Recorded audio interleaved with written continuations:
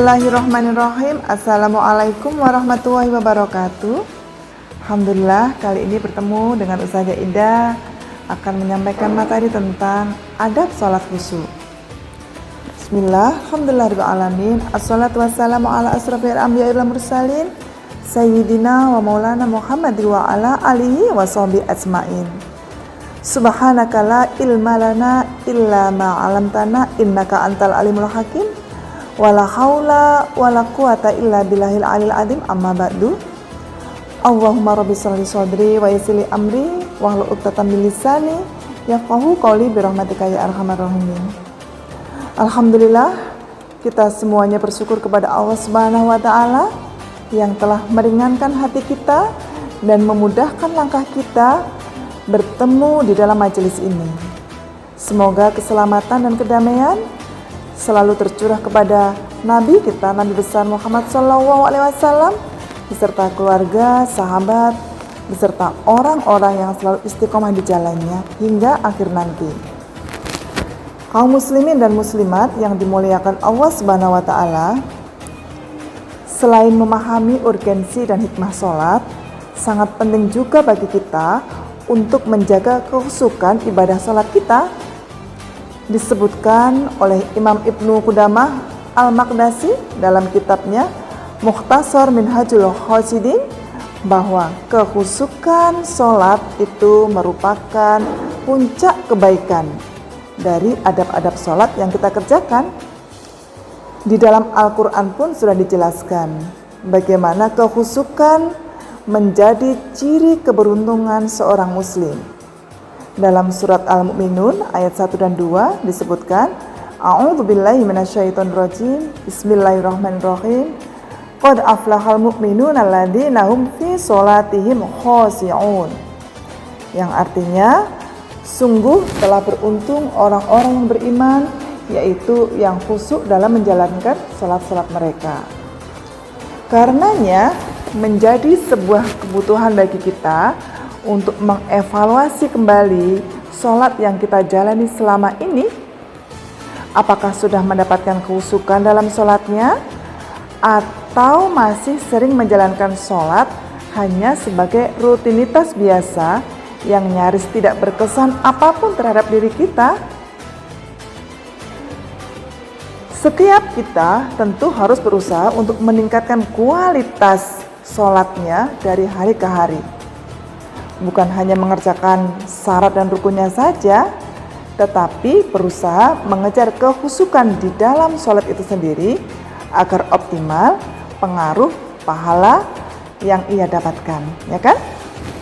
Kaum muslimin rahimakumullah yang berbahagia, disebutkan dalam tafsir Al-Wasit yang ditulis oleh Syekh Al-Azhar Muhammad Ali Tantowi, makna khusyuk adalah ketakutan dalam hati kita kepada Allah Subhanahu wa taala. Ini yang bisa terlihat pada anggota badan kita, menjadikannya kita tenang dalam merasakan bahwa berdiri menghadap Allah Subhanahu wa taala tentu akan merasakan ketenangan. Tentu saja ini adalah pekerjaan yang berat dan harus dilatih terus-menerus. Adapun beberapa langkah untuk lebih khusyuk dalam sholat secara umum telah dibahas dalam banyak kitab-kitab sebelumnya, yang diantaranya adalah sebagai berikut. Yang pertama yaitu menyadari fungsi dan pentingnya sholat, sehingga ia tidak lagi merasa sholat sebagai sebuah kewajiban, tetapi sebagai sebuah kebutuhan yang akan berakibat baik bagi dirinya sendiri di dunia maupun di akhirat. Yang kedua, istidhar al-qalb atau lebih dikenal dengan konsentrasi. Konsentrasi itu adalah mengosongkan hati dari hal-hal yang mengganggu dan mencampuri konsentrasi ketika kita sholat. Karenanya disyariatkan niat di awal sholat sebagai pintu awal menata hati untuk menghadirkannya. Rasulullah SAW juga mengingatkan godaan setan ketika manusia tengah sholat. Dari Utsman bin ia mendatangi Rasulullah dan mengatakan, "Wahai Rasulullah, sesungguhnya syaitan telah menghalangi salatku dan mengganggu bacaanku." Maka Rasulullah berkata, "Itu adalah syaitan yang bernama Khanzab. Jika engkau merasakan, maka berta'awuzlah atau minta perlindungan kepada Allah Subhanahu wa taala. Dan meludahlah ke arah kiri 3 kali." Ini diriwayatkan oleh hadis riwayat Bukhari Muslim. Yang ketiga, tafahum limaknal kalam, yang artinya mengetahui arti lafal atau lafaznya yang dibaca, yaitu dengan memahami makna bacaan yang kita lafazkan, maka akan membantu kekhusyukan dalam sholat kita. Karena itu kita perlu menghayati sepenuhnya doa-doa yang ada di dalamnya. Itu sangat penting sekali. Yang keempat, ta'azim lillah, artinya penghormatan atau pengagungan. Apa artinya? Yaitu merasakan keagungan Allah dan sebaliknya, kekerdilan diri kita sebagai hambanya di hadapan Allah Subhanahu wa taala. Hal ini kita memunculkan ketakutan saat sedang menjalani sholat. Tidak ada kesombongan sedikit pun saat kita sholat. Yang kelima, zikrul maut, yaitu mengingat tentang kematian. Kita merasa bahwa sholat kita ini adalah sholat yang terakhir yang akan kita kerjakan. Astagfirullah. Di mana setelahnya malaikat maut datang menjemput ajal kita.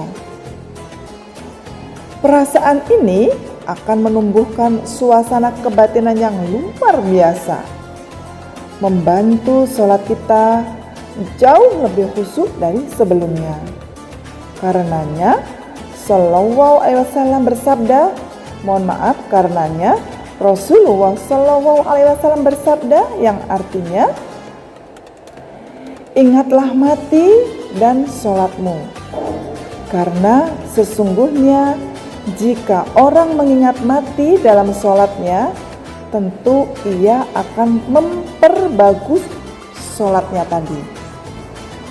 Sholatlah seperti orang tidak yakin ia akan dapat melakukan sholat selainnya. Ini diriwayatkan dalam hadis Dailami yang disahihkan oleh Albani. Kaum muslimin dan muslimat yang berbahagia, selain langkah-langkah di atas, syariat kita juga menganjurkan sunnah-sunnah tertentu yang semuanya mengarah menuju optimalisasi kualitas sholat yang kita kerjakan sehari-hari. Ada hal-hal yang dianjurkan seperti bersiwak, memakai pakaian yang bagus atau baik atau bersih, berdoa ketika melangkahkan kaki ke masjid atau menuju ke ruang sholat. Ada pula hal-hal yang dilarang, yang dimakruhkan ketika kita akan melaksanakan sholat. Seperti apa? Yaitu kira-kira seperti larangan makan makanan yang berbau menyengat. Ini dimakruhkan ketika kita akan melaksanakan sholat atau hendak melaksanakan sholat. Larangan sholat dalam kondisi menahan hajat.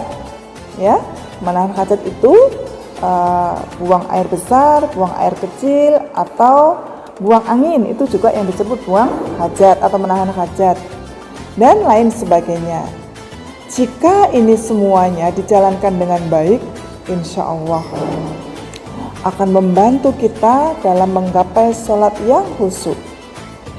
Semoga Allah Subhanahu wa Ta'ala memudahkan langkah dan niat kita dalam rangka usaha untuk meningkatkan sholat kita agar lebih baik dan khusyuk, agar kita semuanya apapun yang telah kita kerjakan Allah terima dan Allah ridha terhadap apa yang kita kerjakan. Wallahu a'lam bishawab. Kurang lebihnya mohon maaf. Itulah sedikit materi tentang salat khusyuk. Semoga bermanfaat. Subhanakallahumma wa bihamdika asyhadu alla ilaha illa anta astaghfiruka wa atubu ilaik. Assalamualaikum warahmatullahi wabarakatuh.